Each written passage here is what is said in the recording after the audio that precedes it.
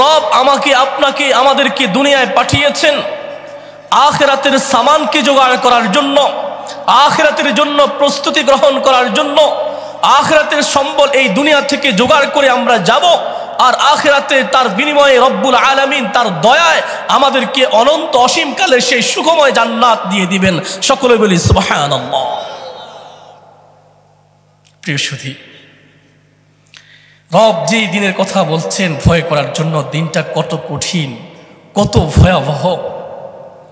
সূরাতুল হজ্জের মাঝে রব্বুল আলামিন বলেন, ইয়া আইয়ুহান নাসুত্তাকু রাব্বাকুম ইন্না যালযালাতাস সাআতি শাইউন আযীম ইয়াওমা তারাউনাহা তাযহালু কুল্লু মুরদিআতিন আম্মা আরদাআত وتضع كل ذات حمل حملها وترى الناس سكارى وما هم بسكارى يا أيها الناس ওহে লোক সকল, ইত্তাকু রাব্বাকুম, তোমরা তোমাদের রবকে প্রতিপালককে ভয় করো। ইন্না যালযালাতাস সাআতি শাইউন আযীম, আর তোমরা জেনে রাখো কিয়ামতের দিন প্রকম্পন এত কঠিন, এত ভয়াবহ, যেটা ভাষায় প্রকাশ করার মতো না। মহাপ্রকম্পনের দিন, অত্যন্ত কঠোর দিন, ভয়ানক দিন হচ্ছে কিয়ামতের দিন। ওই দিনটা কেমন হবে? ইয়াউমা তারাউনাহা তাযহালু কুল্লু মুরদিআতিন আম্মা আরদাআত, ওই দিন তোমরা দেখতে পাবে দুগ্ধদারিণী মা তার সন্তানকে সেদিন সে ভুলে যাবে। দুনিয়ার মাঝে সবচেয়ে মায়ার বস্তু কোনটি? নিজের সন্তান। আর সেই সন্তানটা যদি কোলের দুগ্ধপন্ন সন্তান হয়, আরো বেশি মায়ার, আরো বেশি ভালোবাসার, আরো বেশি মহব্বতের। তার প্রতি যে পরিমাণ একজন মা, একজন বাবা কেয়ারফুল হয়, অন্য সন্তানের প্রতি সেই পরিমাণ কেয়ার সে করে। আর আমার রব বলছেন, কুল্লু মুরদিআতিন আম্মা আরদাআত, কিয়ামতের দিনটা হচ্ছে সেই দিন, যেই দিনের অবস্থা এত ভয়াবহ হবে যে ওই দিন দুগ্ধদানকারিণী মা তার সন্তানকে ভুলে যাবে। وتضع كل ذات حمل حملها, ওই দিন গর্ভধারণকারী প্রতিটা ব্যক্তি তার গর্ভপাত ঘটিয়ে দিবে। وترى الناس سكارى, ওই দিন মানুষকে মাতালের মতো দেখতে পাবে। ওয়ামা হুম বিসুকারা, কিন্তু রব বলেন তারা আসলেই মাতাল না, তারা সকলেই সুস্থ সবল, কিন্তু কিয়ামতের কঠিন ভয়াবহতা তাদেরকে মাতালের ন্যায় করে ছাড়বে। ও প্রিয় ভাই, সেই কিয়ামতের দিন যখন প্রতিটা মানুষ কিয়ামতের মাঠে আসবে, সেদিন অবস্থা এমন হবে, রাসূল করিম সাল্লাল্লাহু আলাইহি ওয়াসাল্লাম বলেন, প্রতিটা মানুষের নিজের গুনাহ অনুযায়ী তার শরীর থেকে ঘাম ঝরতে থাকবে। কেন ঝরবে? এই যে সূর্যটা বহু দূর উপর থেকে এখন আমাদেরকে তাপ দিচ্ছে, রৌদ্র দিচ্ছে, এই সূর্যটায় কিয়ামতের দিন প্রতিটা মানুষের 1 মাইল কাছাকাছি চলে আসবে। কত মাইল কাছাকাছি?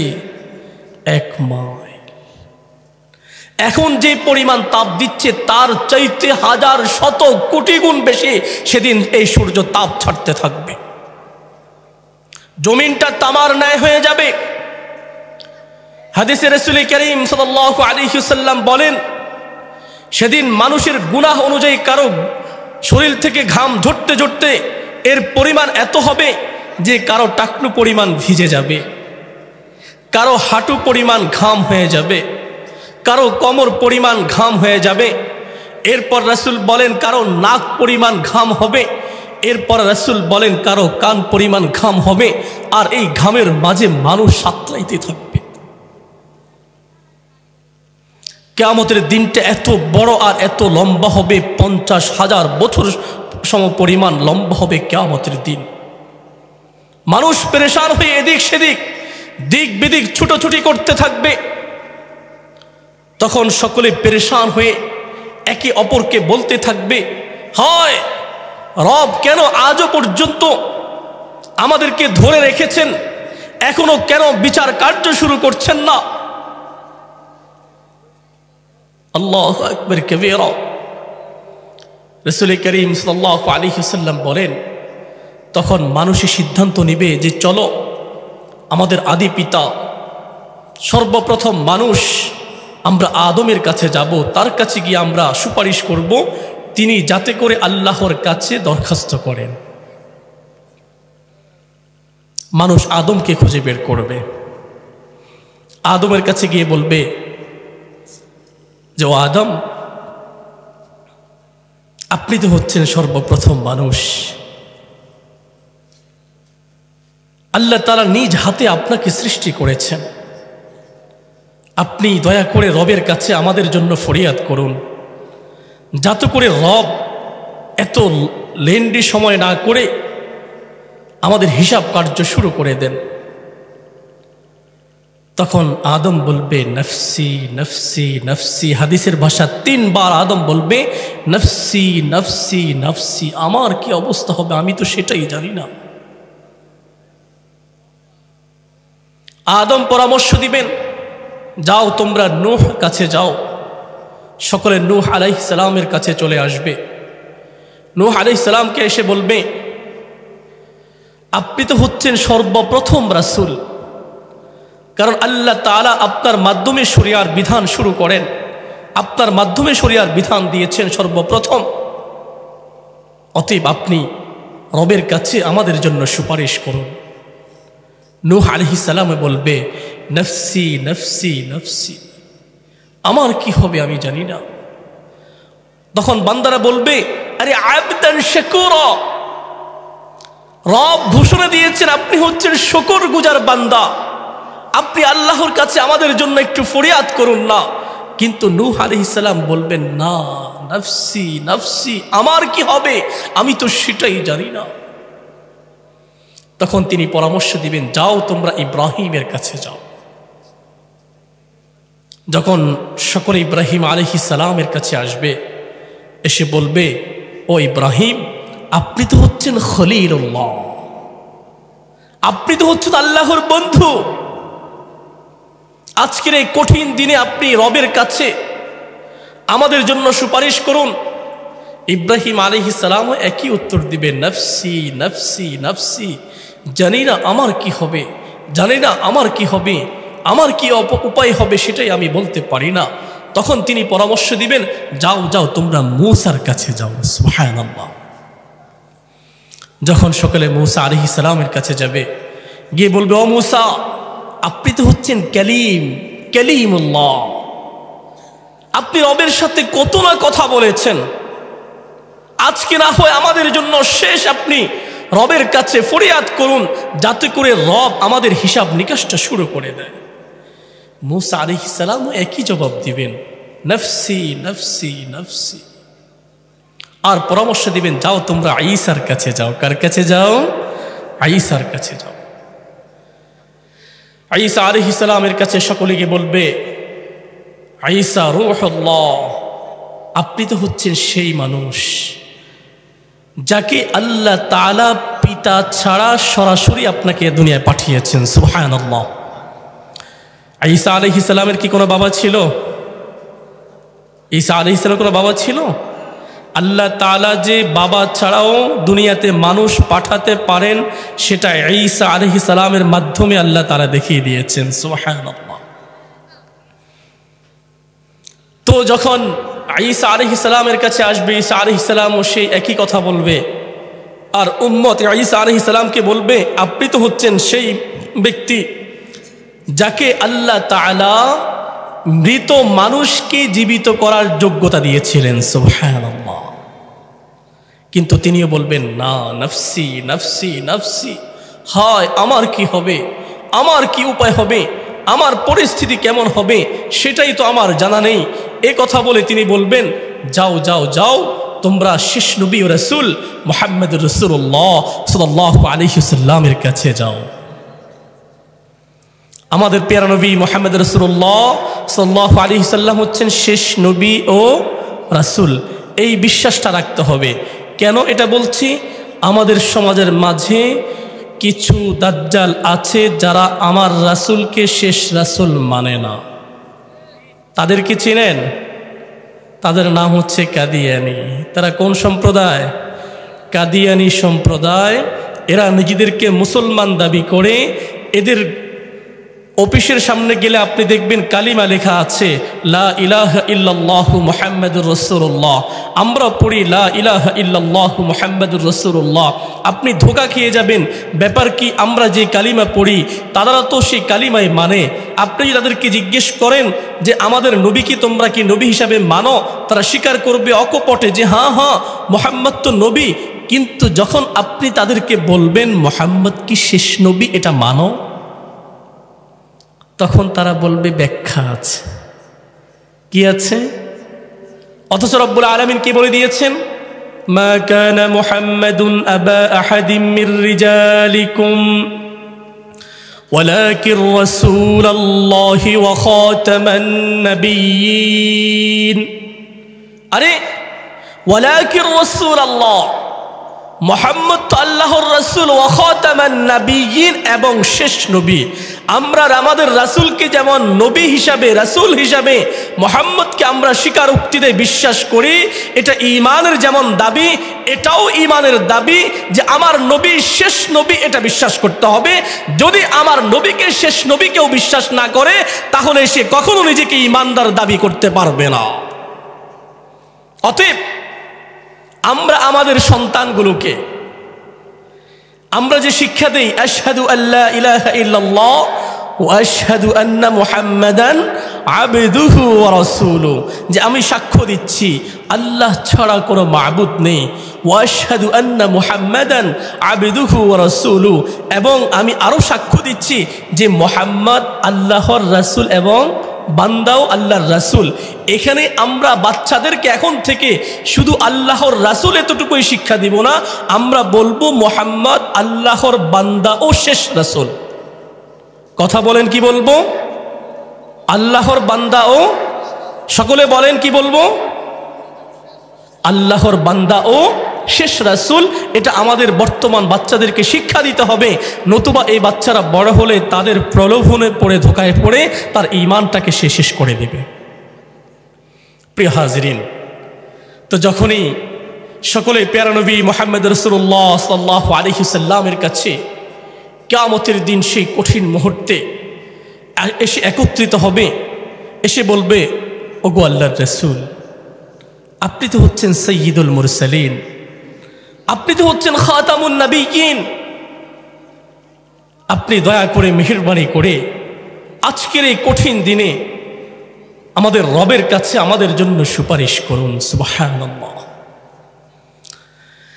সাথে সাথে প্যারা নবী মুহাম্মদ রাসূলুল্লাহ সাল্লাল্লাহু আলাইহি ওয়াসাল্লাম সিজদায় পড়ে যাবেন। রাসূল বলেন আমার রব তখন আমাকে এমন এমন কিছু প্রশংসার বাক্য শিখিয়ে দিবেন যে বাক্যগুলো তিনি কখনো কাউকে শিখিয়ে দেননি, আর সেই বাক্যগুলো দিয়ে তিনি রবের প্রশংসা করতে থাকবেন, আর ইয়া উম্মতি ইয়া উম্মতি ইয়া উম্মতি উম্মতের জন্য ক্রন্দন করতে থাকবেন। তখন আল্লাহ তাআলা আমার প্রিয় নবীকে বলবেন ইরফা রাসাক, ও মুহাম্মদ তোমার মাথা উঠাও, কুল তুসমা, তুমি কি বলতে চাও বলো, আজকে তোমার প্রতিটা কথা শোনা হবে। সাল তুতা, তোমার যা আছে তুমি সবকিছু বলো। ইশফা তুশফা, তোমার প্রতিটা সুপারিশ আজকে গ্রহণ করা হবে। সুবহানাল্লাহ। আল্লাহর অনুমতি ছাড়া কিয়ামতের দিন কেউ রবের কাছে সুপারিশ করতে পারবে? মান যাল্লাযী ইয়াশফাউ ইনদাহু ইল্লা বিইযনিহি, আরে রবের অনুমতি ছাড়া সেদিন কে আছে এমন রবের কাছে সুপারিশ করতে যাবে? আপনি তো দুনিয়া থাকতে আপনার সুপারিশকারী বানিয়ে রেখেছেন, আপনি আপনার বাবার দরবারে গিয়ে ঘুরোঘুরি করেন, মাজারে গিয়ে আপনি আপনার কপালটাকে ঠুকে দেন। কেন? আপনার বিশ্বাস যে আপনার এই বাবা কিয়ামতের দিন আপনাকে জান্নাতে নিয়ে যাবে। আপনি মাজারে গিয়ে বাবার কবরে সিজদা করেন, আপনার আকীদার বিশ্বাস হচ্ছে এর মাধ্যমে আপনি কিয়ামতের দিন পার পেয়ে যাবেন। অথচ ও দোস্ত, এটা বিশ্বাস রাখতে হবে, একজন মুমিন যদি ঈমানদার হতে হয়, তার ঈমানের দাবি হচ্ছে সে শুধুমাত্র একমাত্র আল্লাহর সামনেই নিজের মাথাটাকে ঠুকে দিবে। এর বাহিরে ভিন্ন কোনো গায়রুল্লাহর সামনে নিজের মাথাকে সে নত করতে পারে না। এটা কোনো মুমিনের পরিচয় হতে পারে না। যদি কোনো ব্যক্তি করে, তাহলে সে কখনো ঈমানদার দাবি করতে পারবে না। অতএব ইবাদত শুধুমাত্র কার জন্য হবে? সিজদা শুধুমাত্র পাওয়ার হকদার একমাত্র কে? শুধুমাত্র আমি আমার সবকিছু মন থেকে খুলে কার কাছে বলবো? আমার চাওয়া পাওয়া, আমার ইচ্ছা সবকিছু একমাত্র কে শুনবেন? দুনিয়ার কোনো ব্যক্তি, দুনিয়ার কোনো পীর সাহেব, দুনিয়ার কোনো বাবা, দুনিয়ার কোনো মাজার আমাকে সন্তান দিতে পারবে, আমাকে অর্থ করে দিতে পারবে, আমাকে বিপদ থেকে উদ্ধার করতে পারবে, আমার মুসিবত দূর করতে পারবে? না না না, দুনিয়ার কোনো ব্যক্তির এমন সাহস, এমন শক্তি আর সামর্থ্য নাই যে চাইলেই সে আমার উপকার করতে পারবে, চাইলে সে আমাকে বিপদ থেকে উদ্ধার করতে পারবে, চাইলে সে আমাকে মুসিবত থেকে উদ্ধার করতে পারবে। আরে না না দোস্ত, আমার যত বিপদ, আমার যত মুসিবত, আমার যত কঠিন যত কিছু আসুক না কেন, সব কিছুতে শুধুমাত্র একজনই আছেন, তিনি হচ্ছেন আমার রব। আমি মন খুলে আমার রবের কাছে চাইবো। বিপদে পড়েছি, রবকে ডাক দিব, ইয়া রব্বি, আমার এই মুহূর্তে আপনি আমার জন্য যথেষ্ট, আপনার কাছে আমি বিপদ থেকে বাঁচতে চাই, আপনি আমাকে বিপদ থেকে উদ্ধার করুন। আমি অসুস্থ হয়ে গিয়েছি, আমি এমন রোগে আক্রান্ত হয়েছি যে মনে হচ্ছে আমার জীবনটা শেষ হয়ে যাবে। ইয়া রব্বি, আপনি তো চাইলে এই রোগ থেকে আমাকে বালাই করতে পারেন, সুস্থ করতে পারেন। খোদার কসম করে বলছি, ও আল্লাহর বান্দা, যদি নিজের মন থেকে ইখলাসের সাথে খালেস নিয়তে রবের কাছে যাওয়া যায়, রবের কাছে চাইতে দেরি, রব দিতে দেরি করবেন না। পারবো ইনশাআল্লাহ। অতএব শুধুমাত্র চাওয়া পাওয়া সবকিছু কার কাছে? ইবাদত শুধুমাত্র কার জন্য করব? দুনিয়ার কোনো ব্যক্তির সামনে, দুনিয়ার কোনো মাজারের সামনে, দুনিয়ার কোনো তাগুতি গোষ্ঠীর সামনে, শয়তানের দোসরদের সামনে, নিজের নেতা খেতার সামনে? আল্লাহ তাআলা আমাদেরকে সঠিকটা বোঝার তৌফিক দান করুন। সকলে বলি আমিন। প্রিয় সুধী, তো রাসূল করিম সাল্লাল্লাহু আলাইহি ওয়াসাল্লাম সেদিন আল্লাহর কাছে ফরিয়াদ করবেন, উম্মতের জন্য কান্নাকাটি করবেন। যেই দিনটায় প্রতিটা আম্বিয়া, প্রতিটা নবী রাসূল বলবে, ইয়া নফসি ইয়া নফসি ইয়া নফসি, আমার কি হবে, আমার কি উপায় হবে, আমার আজকে কি জবাব হবে, আমার রব কাকে কখন পাকড়াও করে ফেলে। সেদিন শুধুমাত্র আমার নবী, প্যারা নবী মুহাম্মদ রাসূলুল্লাহ সাল্লাল্লাহু আলাইহি সাল্লাম বলবেন, ইয়া উম্মতি ইয়া উম্মতি ইয়া উম্মতি। হ্যাঁ হ্যাঁ, ও প্রিয় ভাই, রাসূল বলেন, আমার আল্লাহ প্রতিটা আম্বিয়াকে, প্রতিটা নবীকে একটা দোয়া দিয়েছেন, স্পেশাল দোয়া, মুস্তাজাবুদ দাওয়া, যেই দোয়া করলে দুনিয়াতে বা যেখানেই করুক ওই দেওয়ার সাথে সাথে কবুল হবে। আর সকল নবী ওই দোয়া দুনিয়াতেই করে ফেলেছেন। শুধু স্পেশাল আমাদের প্যারা নবী মুহাম্মদ রাসূলুল্লাহ সাল্লাল্লাহু আলাইহি ওয়াসাল্লাম, তিনি ওই যে দোয়া, ওই দোয়াটা রেখে দিয়েছেন কিয়ামতের এই কঠিন মুহূর্তে উম্মতের জন্য করবেন। সুবহানাল্লাহ বলবেন না? না বাড়িতে গিয়ে বলবেন? জোরে বলেন সুবহানাল্লাহ। যখন আমার রাসূল আল্লাহর কাছে ফরিয়াদ করবেন, আল্লাহ তাআলা বলবেন, ও মুহাম্মদ, যাও যাও, তোমার উম্মতের মাঝে তুমি কোন উম্মতদেরকে জান্নাতে নিতে চাও, তোমার জন্য জান্নাতের দরওয়াজা খোলা আছে, তাদেরকে সোজা বিনা হিসেবে জান্নাতে পাঠিয়ে দাও। হাদিসে রাসূল করিম সাল্লাল্লাহু আলাইহি ওয়াসাল্লাম বলেন, সেদিন রাসূল বিনা হিসাবে সুপারিশ করে যাদেরকে জান্নাতে পাঠাবেন তারা হবে ৭০,০০০। সুবহানাল্লাহ। সে ৭০,০০০ মাঝে আমি আছি তো? আপনি আছেন তো? আমরা আছি তো? আছি কি নাই এটা আমাদের কাজ প্রমাণ করে দিবে। কি প্রমাণ করে দিবে? আমার কাজ প্রমাণ করবে সেই ৭০,০০০-এর মাঝে আমি আছি কি নাই। যদি সেই 70,000-এর মাঝেই থাকতে হয়, তাহলে আমাকে কার আদর্শ গ্রহণ করতে হবে? রাসূলের আদর্শ। কার আদর্শ? এর ভিন্ন কোনো কিছু? রাসূলের আদর্শ যে গ্রহণ করবে, রাসূলের আদর্শ নিয়ে যে চলবে, রাসূল যে বিধান নিয়ে এসেছেন সেই বিধান যে গ্রহণ করবে, রাসূলের সুন্নাহকে যে আঁকড়ে ধরবে, আশা করা যায় সেদিন ওই 70,000-এর মাঝে ওই ব্যক্তিটাও স্থান পেয়ে যেতে পারে। অতএব আমরা কি চাই না যে আমরা সেই 70,000-এর কাতারে থাকি? কারা কারা চায় দুহাত তুলে দেখায়। লিল্লাহি তাকবীর। আল্লাহ তাআলা কবুল করুক। সকলে বলি আমিন। হাত নামা। এরপরে বাকি যে মানুষগুলো, এই মানুষগুলো কয়েক ভাগে বিভক্ত হয়ে যাবে। কিছু মানুষ তো বিনা হিসাবে জান্নাতে চলে যাবে, আবার কিছু মানুষ আছে যারা বিনা হিসাবে জাহান্নামে যাবে। বিনা হিসাবে কোথায় যাবে? জাহান্নামে যাবে। তারা কারা? কাফের মুশরিক যারা, তারা বিনা হিসাবে জাহান্নামে যাবে। অর্থাৎ ঈমানহীন কোন আমল আল্লাহ তাআলা পাল্লায় সেদিন মেপে উঠাবেন না। বিষয়টা বোঝেন নাই? হাসরের ময়দানে কি হবে? মিজানের পাল্লা স্থাপন করা হবে, নেকির পরিমাপ করা হবে, বদির পরিমাপ করা হবে। যারা ঈমানহীন আছে, ঈমান যাদের নাই, ওদের আমলগুলোকে আল্লাহ তাআলা কিয়ামতের দিন মিজানের পাল্লায় উঠাবেন না। এগুলোকে আল্লাহ তাআলা হিসাবের বাহিরে এমনি ছেড়ে দিয়েবেন। কেমন? মাসালুল্লাযীনা কাফারু বিরাব্বিহিম আ'মালুহুম কারামাদিন ইশতাদ্দাত বিহির রিহু ফি ইয়াউমিন আসিফ। যে ঈমানহীন যে আমলগুলো কাফেররা সেদিন নিয়ে আসবে, এইগুলোকে আল্লাহ তাআলা ওই যে কঠিন বজ্রপাতের দিন প্রবল বাতাসের মাঝে ছাইগুলো যেভাবে উড়ে শেষ হয়ে যায়, বিলীন হয়ে যায়, তা সেদিন ঈমানহীন মানুষগুলোর সেই আমলগুলো এভাবে বিলীন হয়ে যাবে, এর কোনো কাজে আসবে না। শুধু এটা না, রব্বুল আলামিন অন্য আয়াতে বলেন, ওয়াকাদিমনা ইলা মা আমিলু মিন আমালিন ফাজআলনাহু হাবাআন মানসুরা। আরে এই যে শীতকাল চলছে না, শীতকালীন সময়ে সকালবেলা টিনের ছিদ্র দিয়ে যে চিকন করে মিষ্টি একটা রোদ ঘরের ভিতরে ঢুকে কিনা, এই রোদের মাঝে আমরা কি দেখতে পাই? অসংখ্য ধূলিকণা বালু উঠছে। আমরা তখন হয়তো ভাবি যে এই ধূলিকণা এই বালি বুঝি এই জায়গার মাঝে শুধু উঠছে, নাকি আসলে পুরো ঘরের মাঝে এইভাবে ধূলিকণা আছে?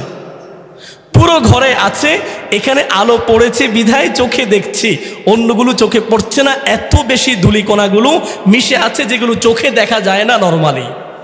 রব এই আয়াতের মাঝে বলছেন, ওয়াকাদিমনা ইলা মা আমিলু মিন আমালিন ফাজআলনাহু হাবাআন মানসুরা।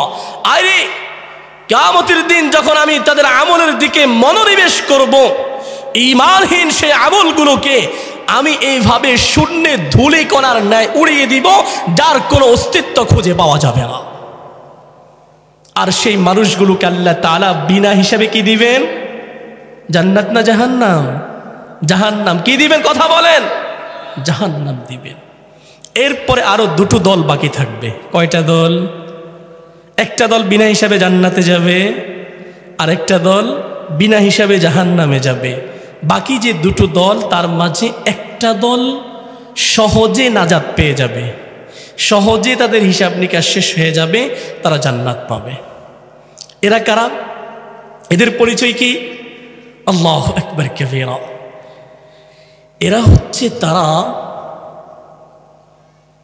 যারা নেক আমল করেছে কিন্তু মাঝে মাঝে গুনাহ করে ফেলেছে, নামাজ পড়ে মাঝে মাঝে একটু ছেড়ে দিয়েছে, মাঝে মাঝে ভুল হয়ে গিয়েছে।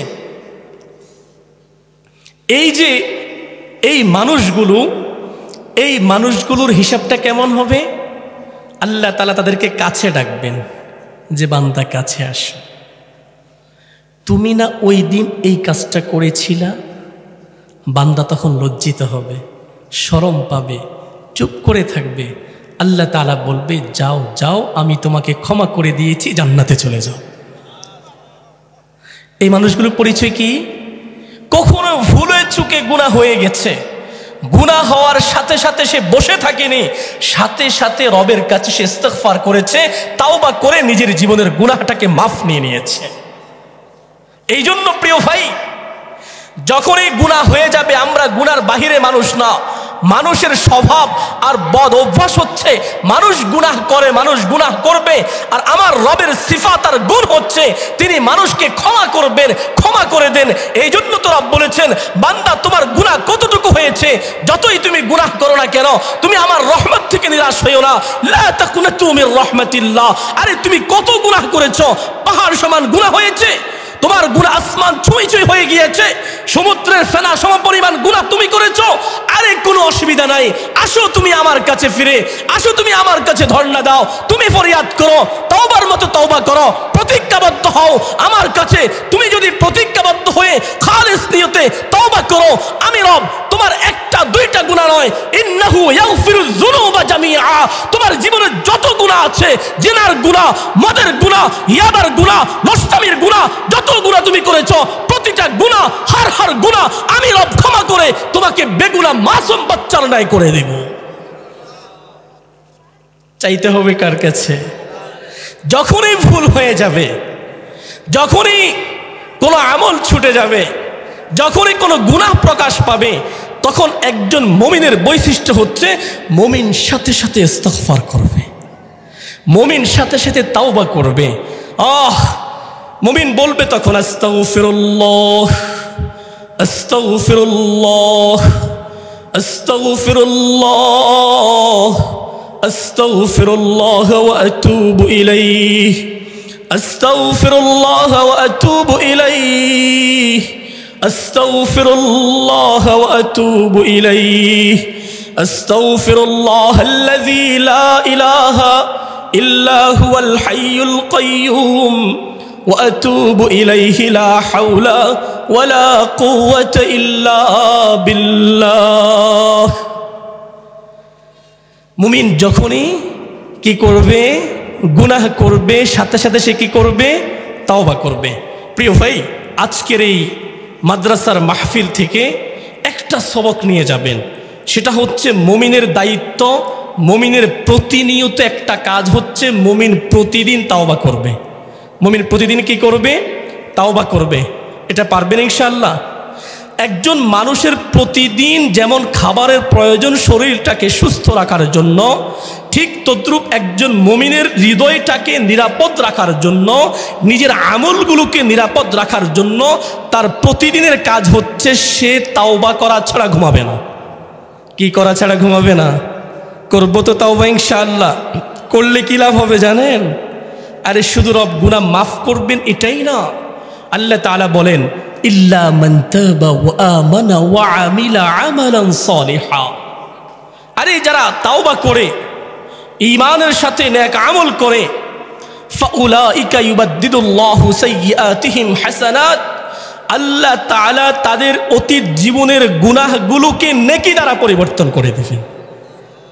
সুবহানাল্লাহ। আরেকটু আসতে বলেন, আল্লাহ তাআলা কি করবেন? অতীত জীবনের গুনাহগুলোকে নেকি দ্বারা পরিবর্তন করে দিবেন।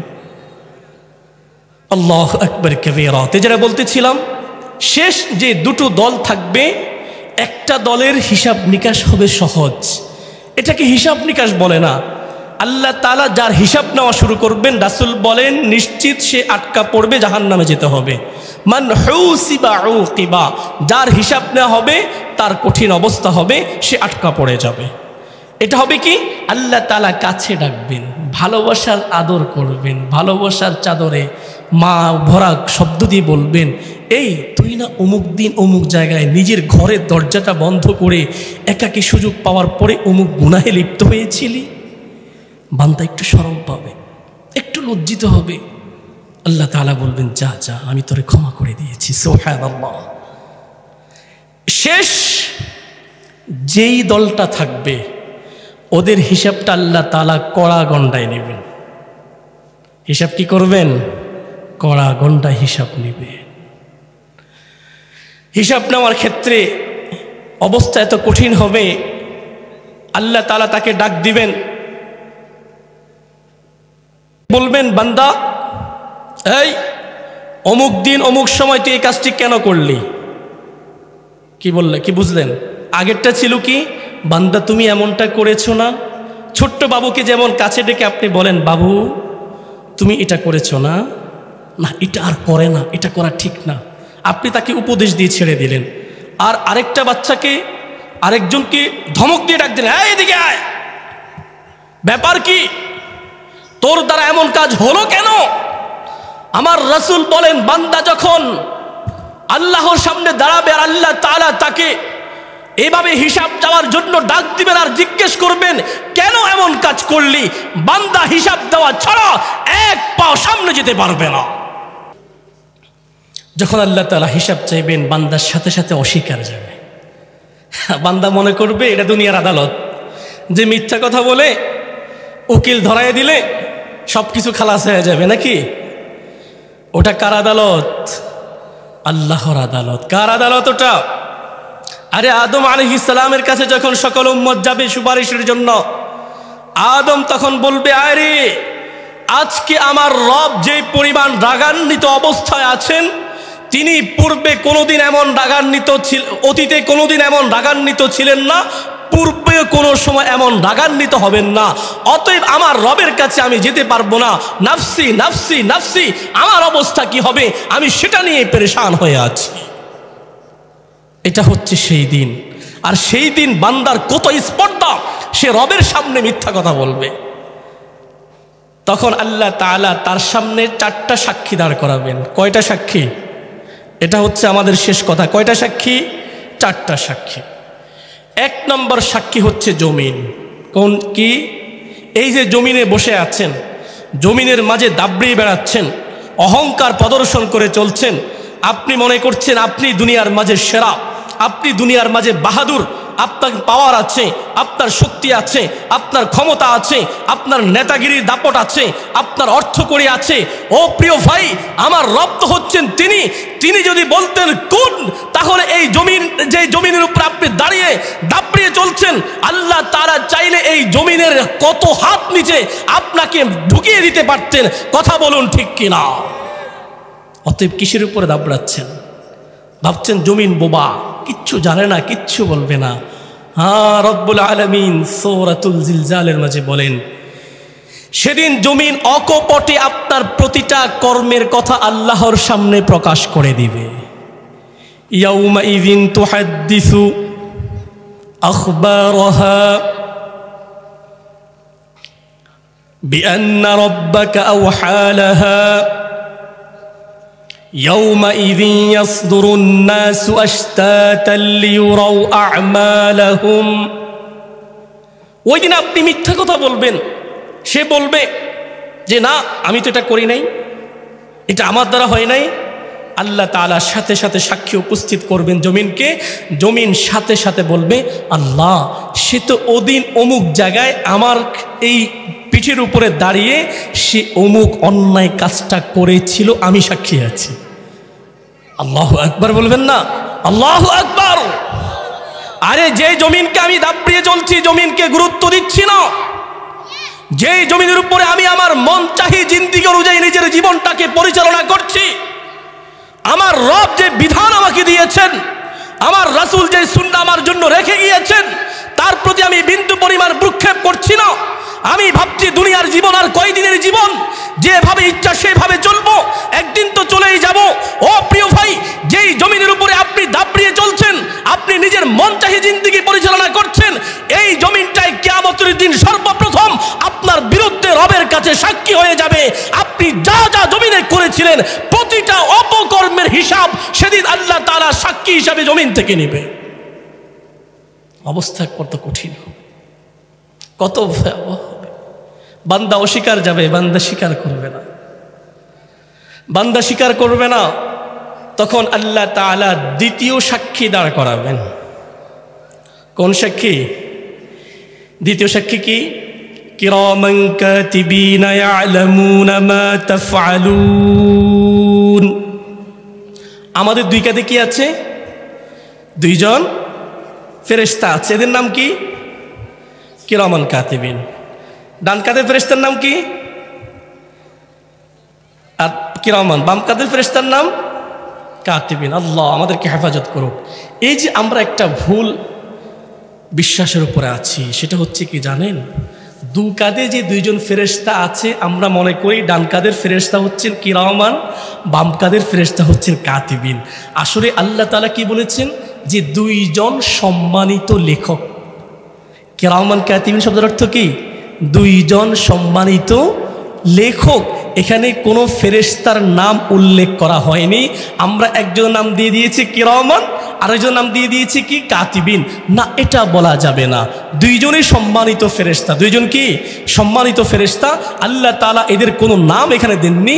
আল্লাহ বলেছেন এরা সম্মানিত লেখক, এরা হচ্ছে পাহারাদার, এরা প্রতিটা মুহূর্ত আমি কি করছি আর না করছি আল্লাহর হুকুমে সেগুলো তারা লিপিবদ্ধ করে রাখছে। এখন আপনি বলতে পারেন তারা শুধু জানে, তারা কি লেখে? এখানে তো লেখেন এই কথা আল্লাহ বলেননি, বলেছেন দুইজন লেখক। তোমরা যা করো ইয়ালামুনা মা তাফআলুন, তোমাদের প্রতিটা কাজ সম্পর্কে, প্রতিটা কর্ম সম্পর্কে তারা জানে। তাহলে শুনুন, অন্য আয়াতে রব্বুল আলামিন বলেন যে তোমরা কি এমনটা মনে করেছো যে তোমরা গোপনে যে কথাগুলো বলো এবং কানাকানি করো, কানে কানে চুপিসারে যে কথাগুলো বলো সে সম্পর্কে আমি জানি না?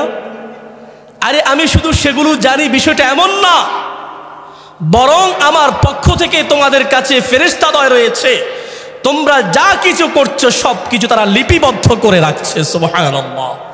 তাহলে সব কিছু কি করছেন ফেরেশতারা? লিখে রাখছেন, সব কিছু লিখে রাখছে। ও প্রিয় ভাই, এখানেই তো শেষ না। হ্যাঁ, রব্বুল আলামিন বলেন ওয়ানুখরিজু লাহু ইয়াউমাল কিয়ামাতি কিতাবান ইয়ালকাহু মানশুরা ইকরা কিতাবাক কাফা বিনাফসিকাল ইয়াউমা আলাইকা হাসিবা। সেই দিনটা কত কঠিন। ওই দিন আল্লাহ তাআলা যখন বান্দা অস্বীকার করবে যে আমি এটা করি নাই, সেটা করি নাই, দ্বিতীয় নম্বর সাক্ষী ফেরেশতাদের যে লিপিবদ্ধ যে খাতা আছে, ওই খাতাটা বান্দার সামনে পেশ করবেন। কোন দিন?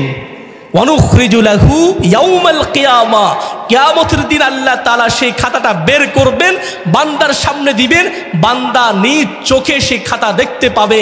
আর বান্দাকে আল্লাহ তাআলা বলবেন ইকরা কিতাবাক, পড়ো তুমি আজকে তোমার নিজের আমল নামা, কাফা বিনাফসিকাল ইয়াউমা আলাইকা হাসিবা, আজকে তোমার হিসাবের জন্য তুমি নিজেই যথেষ্ট।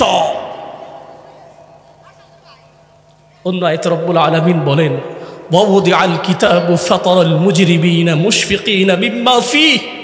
ও হাবিব, সেই অপরাধীদেরকে আপনি দেখবেন সেদিন যখন তাদের সামনে তাদের কিতাবকে রাখা হবে, তাদের আমল নামা পেশ করা হবে, তারা তাদের আমল নামা দেখে আতঙ্কিত হয়ে যাবে এবং বলতে থাকবে ইয়াকুলুনা ইয়া ওয়াইলাতানা, হায় কি দুর্ভোগ আমাদের জন্য, মা লিহাযাল কিতাব লা ইউগাদিরু সগীরাতান ওয়ালা কাবীরাতান ইল্লা আহসাহা। আরে এটা তো এমন একটা কিতাব, যেই কিতাবের মাঝে ছোট থেকে ছোট, বড় থেকে বড়, দুনিয়ার যত নাফরমানি করেছি, যত ভুল করেছি, যত অন্যায় করেছি, যত জুলুম করেছি, একটা বিষয় তো ছাড় দেয় নাই। ভালো মন্দ যাই করেছি না কেন সব কিছুকে উঠিয়ে দেওয়া হয়েছে।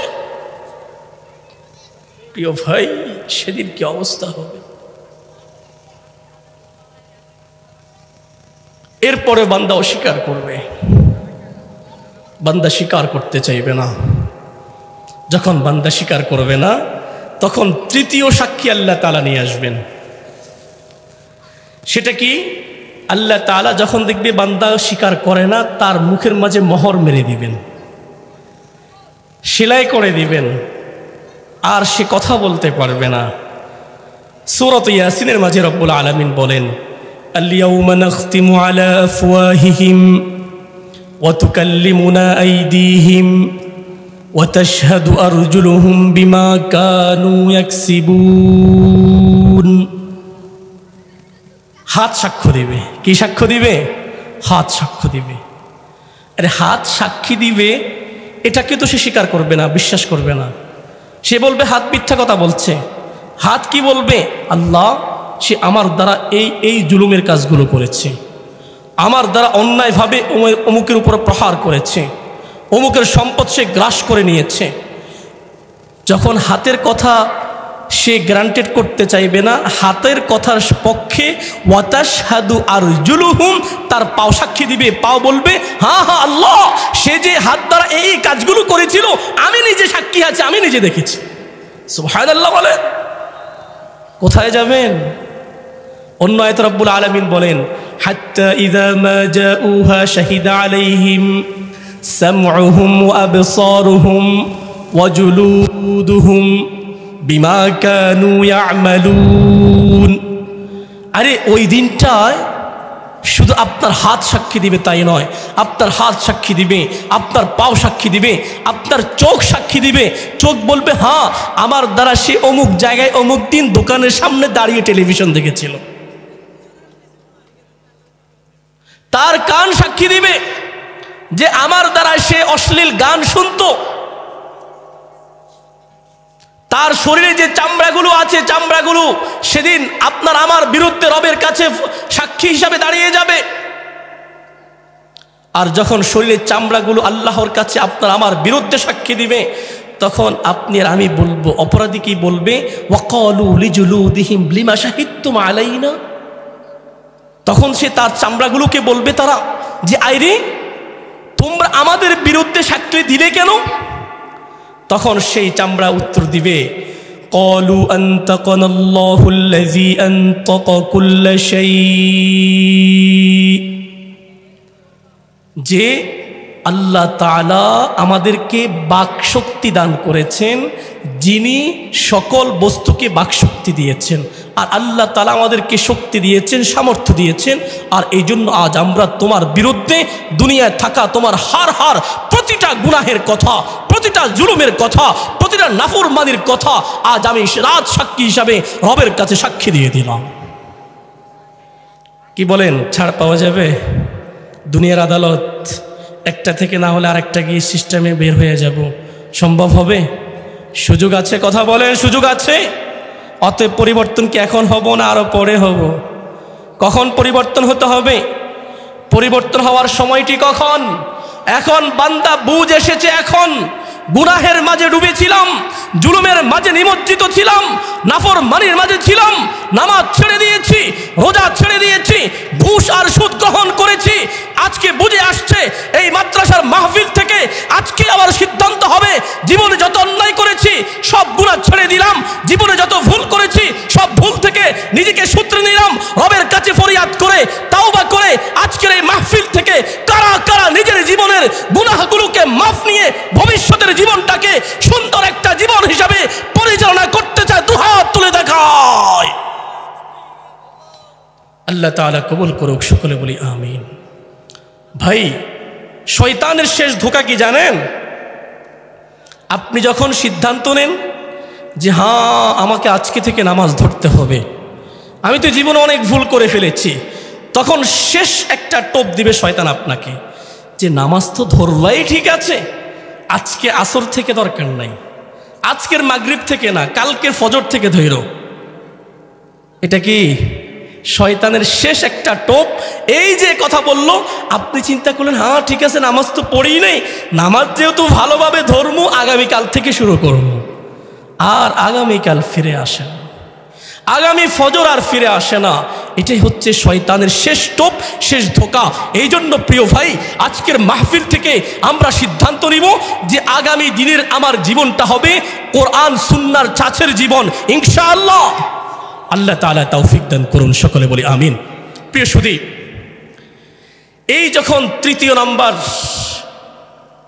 যেই সাক্ষী আল্লাহ তাআলা দাঁড় করালেন, এই সাক্ষী যখন সব কিছু সাক্ষ্য দিয়ে দিবে, তখন কি আর বাঁচার সুযোগ আছে? যখন আপনার হাত আপনার বিরুদ্ধে সাক্ষী দিবে, আপনার পাও আপনার বিরুদ্ধে সাক্ষী দিবে, আপনার কান আপনার বিরুদ্ধে চলে যাবে, আপনার চক্ষু আপনার বিরুদ্ধে কথা বলবে, আপনার শরীরের চামড়াগুলো আপনার বিরুদ্ধে সাক্ষ্য দেওয়া শুরু করবে, তখন আর আপনার অস্বীকার করার কোনো সুযোগ থাকবে না। চতুর্থ নম্বর সাক্ষীকে আমাদের জন্য সব কিছু বাদ দিয়ে একজন সাক্ষী হিসাবে যথেষ্ট, তিনি কে? আল্লাহ। তিনি কে? আল্লাহ। আল্লাহর সাক্ষী দিলে আর কোনো কিছু লাগবে? হ্যাঁ, আর কোনো কিছু লাগবে? তো রব বলছেন, আরে আমি তো তোমাদের জন্য সাক্ষী হিসাবে যথেষ্ট। এরপরও বান্দাকে আল্লাহ তাআলা বুঝিয়ে দিচ্ছেন, দেখো বান্দা, আমি তোমার প্রতি যাররা পরিমাণ জুলুম করছি না। তুমি নিজ চোখে দেখো, আজ আলিমাত নাফসুম মা আহদারাত, তোমার সামনে তোমার আমল নামাকে পেশ করা হলো। আলিমাত নাফসুম মা কদ্দামাত ওয়া আখরাত, তুমি পূর্বে কি করেছো, কি রেখে এসেছো, আর কি আখিরাতের জন্য পাঠিয়েছো, সবকিছু নিজ চোখে দেখতে থাকো। ইকরা কিতাবাক, তুমি নিজে পড়ো। কাফা বিনাফসিকাল ইয়াউমা আলাইকা হাসিবা, তোমার নিজের হিসাবের জন্য তুমি নিজেই যথেষ্ট হয়ে যাবে। কিন্তু বান্দা তো নালায়েক, বান্দা তো জালিম, সে স্বীকার করতে চাইবে না। ও প্রিয় ভাই, আল্লাহর রাস্তে বলছি, দুহাত জড়ো করে বলি, কত আর গুনাহ করব, কত আর গুনাহের পথে চলবো। হ্যাঁ, যখন আল্লাহ তাআলার কাছে আমার প্রতিটা অঙ্গ প্রত্যঙ্গ আল্লাহর কাছে সাক্ষী দিয়ে দিবেন, জমিন আল্লাহর কাছে সাক্ষী দিয়ে দিবেন, সব সাক্ষী যখন একত্রিত হয়ে যাবে, আর তখন আমার কোনো কিছু করার থাকবে না। সূরাতুল হাক্কার মাঝে রব্বুল আলামিন বলেন, ওয়া আম্মা মান উতিয়া কিতাবাহু বিশিমালি, যখন তার সাক্ষ্য পাওয়ার পরে আমল নামাকে বাম হাতে দেওয়া হবে, তখন সে আফসোস করে বলবে, ফায়াকুলু ইয়া লাইতানি লাম উতা কিতাবিয়া, হায় আমার এই আমল নামা যদি আমাকে না দেয়াই হতো। ওয়ালাম আদরি মা হিসাবিয়া, যদি আমার এই আমল নামা সম্পর্কে আমি না জানতাম সেটাই তো ভালো ছিল। ইয়া লাইতাহা কানাতিল কাদিয়া, তখন বান্দা বলবে, আমার এই মৃত্যুর মাঝে যদি সবকিছু শেষ হয়ে যেত, আবার পুনরায় উঠা না লাগতো, তাহলেই তো ভালো ছিল। কিন্তু না, মা আগনা আন্নি মালিয়া, বান্দা সেদিন বলবে, আমার সম্পদগুলো কোথায়? সম্পদগুলো তো আমার আজকে কোনো কাজে আসলো না। হালাকা আন্নি সুলতানিয়া, আজকে আমার ক্ষমতা, আমার বাহাদুরি, আমার বাদশাহী, আমার দাপট সবকিছু তো বিলুপ্ত হয়ে গেল, আজকে আমি নিঃস্ব হয়ে গিয়েছি। তখন আল্লাহ তাআলা বলবেন, খুযু, ধরো তাকে, ফাগুল্লু, বেড়ি পড়িয়ে দাও, সুম্মাল জাহিম সাল্লু, জাহান্নামে নিক্ষেপ করো, সুম্মা ফি সিলসিলাতিন যারউহা ৭০ যিরাআন ফাসলুকু, আরে শিকল শুধু পরিয়ে দিবে তা নয়, ৭০ গজ লম্বা শিকল দিয়ে তাকে বেঁধে ফেলা হবে। হাদিসে রাসূল করিম সাল্লাল্লাহু আলাইহি ওয়াসাল্লাম বলেন, যে শিকল দিয়ে বাঁধা হবে, শিকলটা নাক দিয়ে ঢুকানো হবে, নাকের ছিদ্র দিয়ে ঢুকিয়ে সেটাকে পিছনের রাস্তায় বের করা হবে, এরপর ওই শিকলটা পুরো শরীরের মাঝে জড়িয়ে দেওয়া হবে। ও প্রিয় ভাই, কি হবে সেদিন? আরে জাহান্নাম কত কঠিন জানেন? যেদিন হাসরের ময়দান কায়েম হবে, ওয়াজা রাব্বুকা ওয়াল মালাকু সাফফান সাফফা, সেদিন আমার রব হাসরের মাঠে আসবেন, ফেরেশতারা সারিবদ্ধভাবে আসবে। ওয়াজিআ ইয়াউমাইযিন বিজাহান্নাম, সেদিন জাহান্নামকে শিকল দিয়ে বেঁধে টেনে হিঁচড়ে আনা হবে। আরে জাহান্নামকে ৭০,০০০ শিকল দিয়ে বাঁধা হবে। জাহান্নাম এত বেশি গর্জন আর তর্জন করবে, এই ৭০,০০০ শিকল দিয়ে বেঁধে রেখেও জাহান্নামকে স্থির রাখা কঠিন হবে। জাহান্নাম গর্জন দিতে থাকবে, জাহান্নামীদেরকে দেখে লাফানো শুরু করবে। আর প্রতিটা ৭০,০০০ যেই শিকল দিয়ে বাঁধা হবে, প্রতিটা শিকলের মাঝে ৭০,০০০ ফেরেশতা এক একটা শিকল ধরবে। এইভাবে ৭০,০০০ শিকল দিয়ে জাহান্নামকে টেনে হিঁচড়ে সেদিন ময়দানে নিয়ে আসা হবে। আর জাহান্নাম লম্পজম্প দিতে থাকবে, হুঙ্কার দিতে থাকবে, তাকে ধরে রাখাটা কঠিন হয়ে যাবে। ও প্রিয় ভাই, সেই জাহান্নাম থেকে বাঁচতে হলে, সেই জাহান্নামের গর্জনার তর্জন থেকে বাঁচতে হলে, সেই জাহান্নামের আগুন থেকে যদি আমাকে বাঁচতে হয়, তাহলে দুনিয়ায় থাকতেই আমাকে জাহান্নাম থেকে বাঁচার জন্য, জান্নাতে যাওয়ার জন্য সামান জোগাড় করতে হবে। যদি দুনিয়া থেকে চলে যাই, তখন বলবো, ইয়াকুলু ইয়া লাইতানি, হায় কি করলাম আমি, আফসোস করব তখন। আল্লাহু আকবার কবীরা। ওয়াজিআ ইয়াউমাইযিন বিজাহান্নাম, ইয়াউমাইযিন ইয়াতাযাক্কারুল ইনসানু আন্না লাহু যিকরু ইয়া লাইতানি কদ্দামতু লিহায়াতি, সেদিন আমি কন্দন করে আফসোস করে করে বলবো, হায় আমি যদি পূর্বেই এই দিনের জন্য আমার সামানকে পাঠিয়ে পাঠিয়ে দিতাম, সেটাই তো আমার জন্য ভালো ছিল। কিন্তু প্রিয় ভাই, কিয়ামতের দিন হাজারো আফসোস কি কোনো কাজে আসবে? তাহলে আফসোস কখন করতে হবে? প্রস্তুতি কখন শুরু করতে হবে? এখন, এর বাহিরে পরে কিছু হবে। অতএব আল্লাহর হস্তে বলছি, আল্লাহর হস্তে বলছি, নিজেকে যদি জাহান্নামের আগুন থেকে বাঁচাইতে চাই, নিজের পরিবারকে যদি জাহান্নাম থেকে বাঁচানোর চেষ্টা করি, তাহলে সর্বপ্রথম যে কাজটা আমাকে করতে হবে, দ্বীন ও ঈমানের সাথে আমাকে চলতে হবে। আর দ্বীন ও ঈমান শিখার মৌলিক যে জায়গা, মৌলিক যে কারখানা, তার নাম হচ্ছে দ্বীনি মাদারিস, তার নাম হচ্ছে মাদ্রাসা। আপনি মাদ্রাসা নিজে পড়েন নাই, আপনার সন্তানকে মাদ্রাসায় দিবেন। কোথায় দিবেন? বলবেন যে সন্তানকে মাদ্রাসায় দিব, সন্তান মাদ্রাসায় কি করবে? সন্তান মাদ্রাসায় ভর্তি হয়ে দিন শিখবে, আপনাকে জাহান্নামের আগুন থেকে বাঁচাবে, নিজেও জাহান্নামের আগুন থেকে বাঁচবে। আর যদি সন্তানকে মাদ্রাসা না পাঠান, দিন শিক্ষা না দেন, কোরআন যদি সন্তান হাতে তুলে না দিয়ে আপনি তার হাতে ম্যাগাজিন তুলে দেন, অশ্লীল ম্যাগাজিন তার হাতে উঠিয়ে দেন, এই সন্তানই কিয়ামতের দিন আপনার বিরুদ্ধে আল্লাহর কাছে, আল্লাহর কাঠগড়ায় সে আপনার বিরুদ্ধে অভিযোগ করবে। وقال الذين كفروا ربنا أرنا الذين أضلانا من الجن والإنس نجعلهما تحت أقدامنا।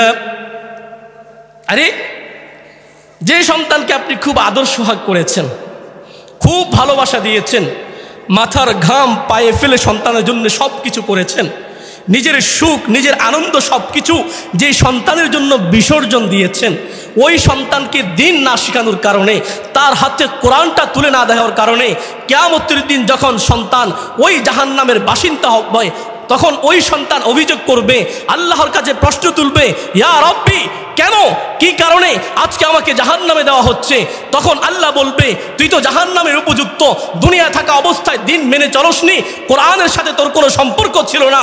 তখন সন্তান আল্লাহ কি বলবে, ইয়া রব্বুল আলামিন, যদি আমাকে জাহান্নামে দিতে হয়, আপনি শুনে রাখুন, আমার মা, আমার বাবা সেদিন আমাকে কোরআন শিখায় নাই।